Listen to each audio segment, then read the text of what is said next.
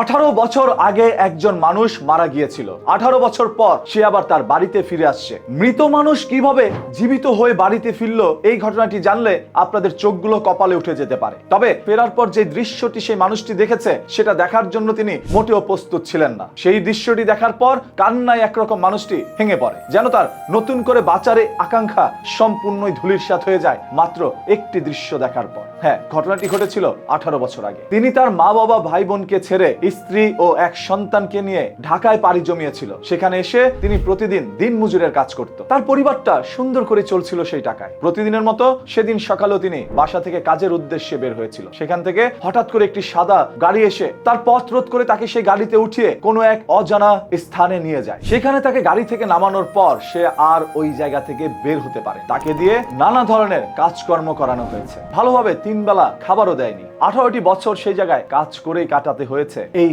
মানুষটির, যে মানুষটির চোখের জল আজ শুকিয়ে গিয়েছে। 18 বছর একরকম জেলখানার জীবন কাটানোর পর হঠাৎ করে একদিন সেই গাড়ির মধ্যে আবারও চোখ টোক বেঁধে তার সাথে আরো কয়েকজনকে একটি রাস্তায় ফেলে দিয়ে যায়। সেখান থেকে চোখ খোলার পর তিনি আবারও দিনমজুরের কাজ করে। কিছু টাকা পাওয়ার পর সেই টাকা খরচ করেই তার গ্রামের বাড়িতে যায় তার স্ত্রী, সন্তান, তার বাবা মাকে দেখার জন্য। গিয়ে যখন বাসায় এসে ডাক দিল তার ভাইকে, তখন ভাই আসলো, এসে তাকে চিনতে পারেনি। ভাই তাকে পরিচয় দিচ্ছিল না, কারণ 18 বছর আগের চেহারার সাথে বর্তমান চেহারার কোনো মিল পাচ্ছিল না। যখন সব পরিচয় দিল তখন চিনতে পারলো, বলল আমি আমার মা বাবার সাথে একটু দেখা করতে চাই। এরপর তাকে যেটা জানানো হলো সেটা জানার জন্য তিনি প্রস্তুত ছিল না, কারণ 18 বছর পর নতুন করে জীবন সাজানোর উদ্দেশ্যে তিনি গ্রামের বাসায় গিয়েছিল। তিনি ভেবেছিল তার স্ত্রী, সন্তান, মা বাবার সাথে একবার দেখা করবে, তার মনের সেই আশা, জমানো কষ্ট একটু শেয়ার করবে তার মা বাবা পরিবারের সাথে। কিন্তু না, সেটা আর হলো না, কারণ এরই মাঝে তার মা বাবা দুজনেই দুনিয়া ত্যাগ করেছে, তারা আর বেঁচে নেই। সন্তানকে হারা সেই মা বাবার মনেও কষ্ট রয়েছিল।